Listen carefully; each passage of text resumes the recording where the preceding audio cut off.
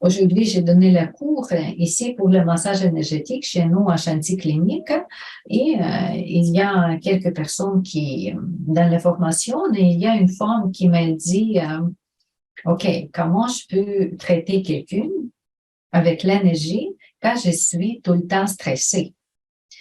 Même chose, vous pouvez poser cette question à vous-même. Comment je peux être spirituelle? Comment je peux méditer?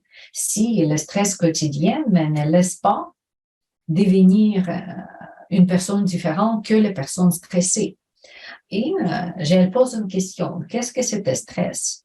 OK, c'est un stress que j'ai pris la bourse, que j'ai besoin de retourner d'argent.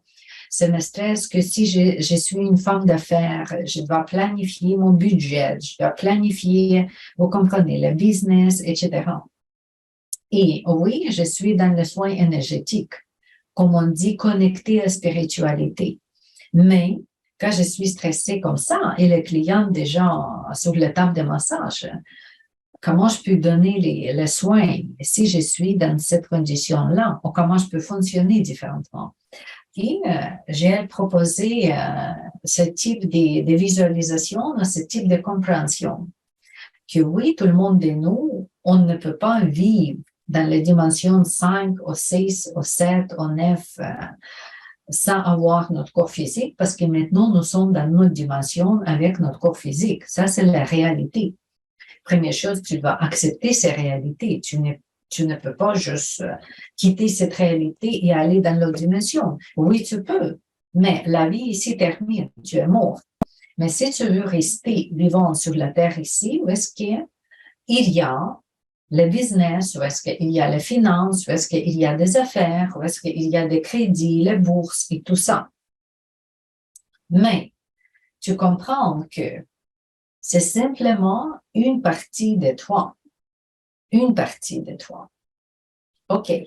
Parce que si on va imaginer de l'autre façon, imaginez que quand ton esprit, ton âme, prit la décision incarnée ici sur la terre, entrer ici sur la terre, OK, est-ce que ton âme prit cette vie ici simplement parce que tu dois retourner 500 bourses ou tu dois retourner le crédit ou tu dois charger le client tel ou tel chip? Est-ce que c'est pour ça ton esprit entré ici sur la terre? Non. Je dis, OK, est-ce qu'il y a la mission que tu as? Elle me dit oui. Pourquoi j'ai commencé ce business et tout dans le soin? Parce que j'aime soigner les gens. J'aime aider les gens. D'accord. Ça, c'est aussi toi. Ça, c'est aussi moi. Elle dit qu'il y a les parties d'elle que première, deuxième, troisième, quatrième, obligation, restrictions corporelles, financières, matérielles, etc. Mais que c'est comme une petite capsule. C'est les petits formes qui nous sommes, oui, ici sur la Terre. Mais nous avons notre mission. Tu es entré ici avec la mission. C'est toi. C'est-à-dire qu'il y a plus grande partie de toi aussi à ce moment-là. Oui, tu gardes tous des petits besoins corporels, etc. Même temps qu'il y a les grandes missions qui existent. C'est-à-dire que presque comme les dimensions différentes. Ici, les dimensions physiques et il y a les dimensions spirituelles ou les dimensions de ta mission, de dharma. Pourquoi et comment je peux me réaliser?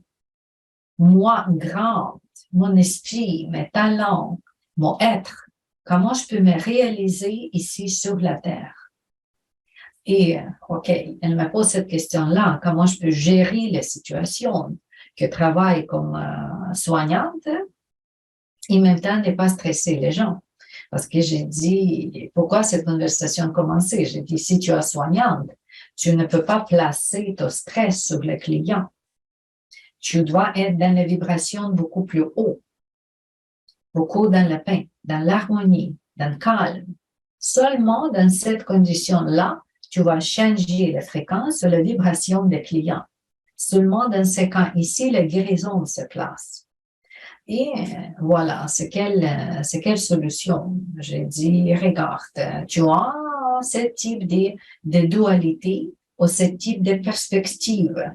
Toi petite et toi grande. Toi petite, tu dois fonctionner. Définitivement, c'est pas le moment pour nous comme terminer la vie ici et juste rester méditer, ou aller dans la jungle, ou aller dans les caves, que continuer notre vie en méditation, chercher que la spiritualité. Oui, il y a des gens comme ça sur la Terre, au minimum 2% des populations, des gens dans cette condition-là.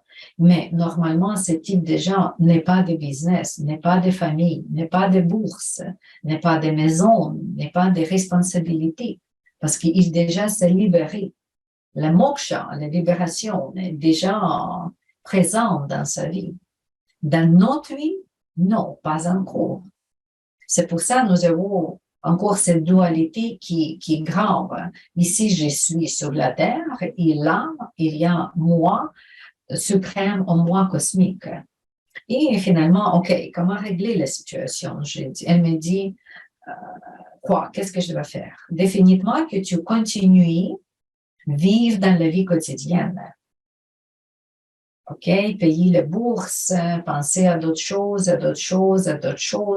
soigner les clients, charger d'argent aux clients, parce que c'était aussi une question, comment charger. OK, tu vas charger d'argent pour ton travail normal. Mais ne garde pas dans ta tête une idée que c'est juste ça qui m'intéresse. Fais tout ça en petites choses quotidiennes, mais garde dans ta tête grande mission.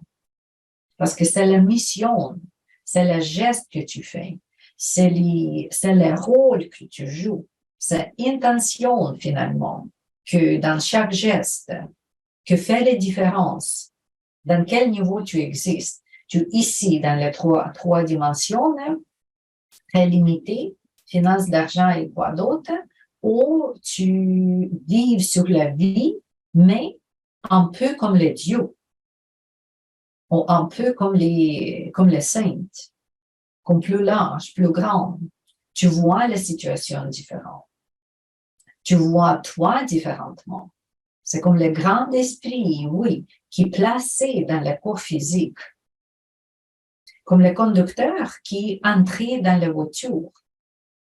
Tu veux, le conducteur peut sortir de la voiture à chaque moment. Et quand tu gardes ça dans ta tête, cette liberté-là, que je suis multidimensionnelle, comme minimum, il y a la dimension physique, mais il y a la dimension spirituelle qui je suis. L'âme, vous pouvez nommer l'esprit, vous pouvez nommer suprême soi, partie de Dieu, etc.